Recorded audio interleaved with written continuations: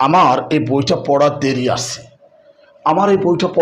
আছে, আচ্ছা, এই বাংলা বাক্যটাকে কি ইংরেজিতে বলতে পারবে?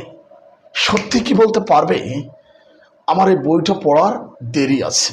যদি না পারো তাহলে এই ভিডিওটা তোমাকে দেখতে হবে, দেখলে এরকম হাজার হাজার বাংলা বাক্যগুলোকে ইংরেজিতে বলতে পারবে।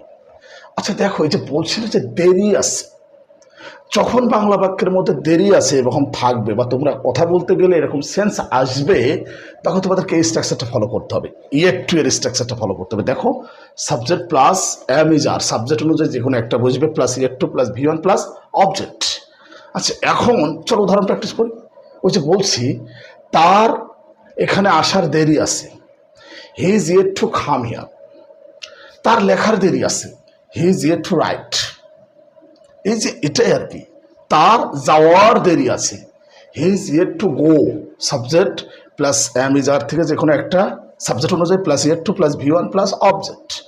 আচ্ছা যদি এভাবে বলি তার এই কাজটা করার দেরি আছে, তাহলে কি হবে? দেখো, হি is yet to do this work, he is yet to do this work, he is yet to do this work. আচ্ছা এখন এগুলো যদি বুঝতে পারো তাহলে এই বাংলা বাক্যটাকে ইংরেজিতে কীভাবে বলবে অবশ্যই কমেন্টস বক্সে জানাবে। আমাদের এখানে ধান চাষ করার দেরি আছে,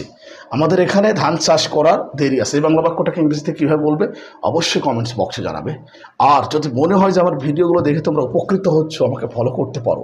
আমি নিয়মিতভাবে এরকম ভিডিও তোমাদের জন্য আপলোড দিয়ে যাচ্ছি। আল্লাহ হাফেজ।